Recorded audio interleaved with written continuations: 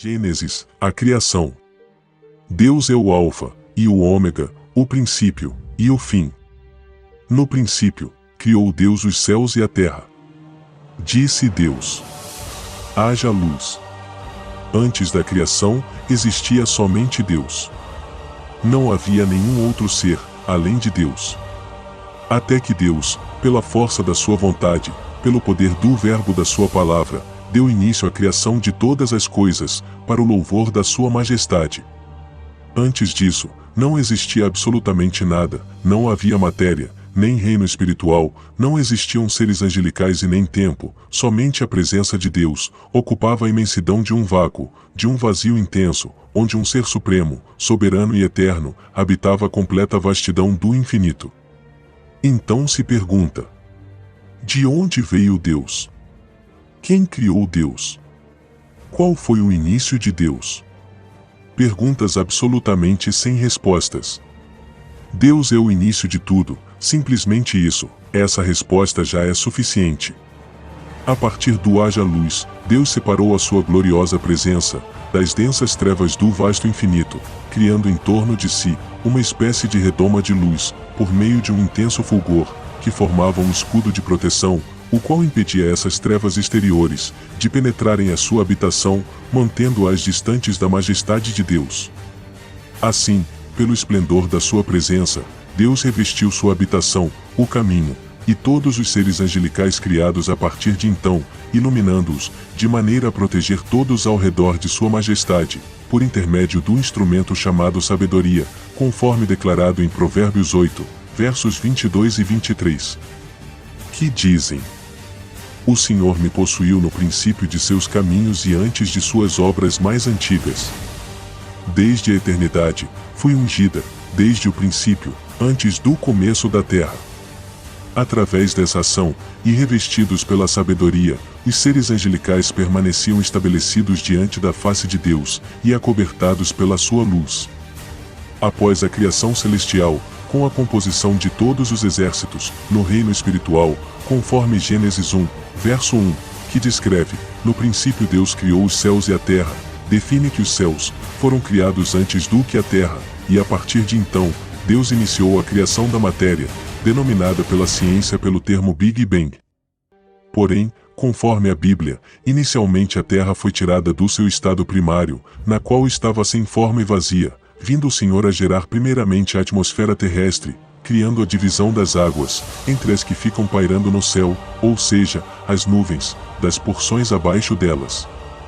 Seguidamente, acontece o surgimento da porção seca, denominada terra, a qual é erguida de dentro das águas, sendo assim realizada a separação entre os mares e a terra firme. Assim foram compostos os três estados da matéria: líquido, sólido e gasoso. Consecutivamente, Deus foi chamando à existência as demais coisas, de maneira a criar as ervas e as árvores de todas as espécies. No quarto dia, o Eterno criou os luminares, o sol, a lua e as estrelas, para a definição de tempos, dias e anos. A pergunta que se faz é: se os luminares foram criados no quarto dia, como houve separação de dia e noite a partir do primeiro dia? Justamente porque a presença de Deus é que fazia essa separação, conforme Gênesis 1, verso 4, pois, quando o Senhor se encontrava presente no mundo material, a escuridão era vencida pelo esplendor da sua presença, e quando não, as trevas dominavam o ambiente, se fazendo a noite.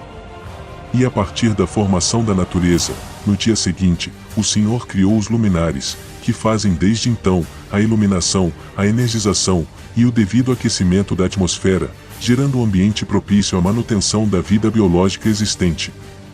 Fato este esclarecido no verso 18 do início do livro de Gênesis. A partir de então, com a formação da natureza, no quinto dia, Deus criou os pássaros, aves de todas as espécies, e os animais marinhos, baleias, répteis, cujas águas produziram todas as espécies de seres aquáticos. No sexto dia, Deus criou todas as animárias do campo, gado, quadrúpedes de todas as espécies, répteis e todos os animais, cada um conforme a sua própria distinção. E ainda no sexto dia, diante de toda a sua criação, a própria majestade de Deus, agora não mais pelo poder do verbo da sua palavra, mas pela sua presença, formou o homem, do pó da terra, fazendo-o à sua imagem, perceptível e moral, soprando em suas narinas o fôlego de vida, terminando assim toda a sua obra e criação. Nesta obra da criação de Deus, prevalece o cântico do Salmo 8, do verso 4 ao 6, que declara: Que é o homem mortal para que te lembres dele? E o filho do homem, para que o visites? Contudo, pouco menor o fizeste do que os anjos, e de glória e de honra o coroaste. Fazes com que ele tenha domínio sobre as obras das tuas mãos, tudo puseste debaixo de seus pés. Assim, os céus, e a terra, e todo o seu exército foram acabados. Gênesis 2, verso 1. Vencendo esse completo vazio da inexistência, Deus firmou sua morada acima de todos, num lugar alto, num santo local, inacessível e fora da criação, conforme o livro de Isaías 57, verso 15, e estabeleceu a base do seu trono, em justiça e juízo, conforme o Salmo 89, verso 14, onde está assentado a contemplar o que passa na terra. Deus está em seu trono, e até o fim da história da humanidade, Deus estará no controle de tudo.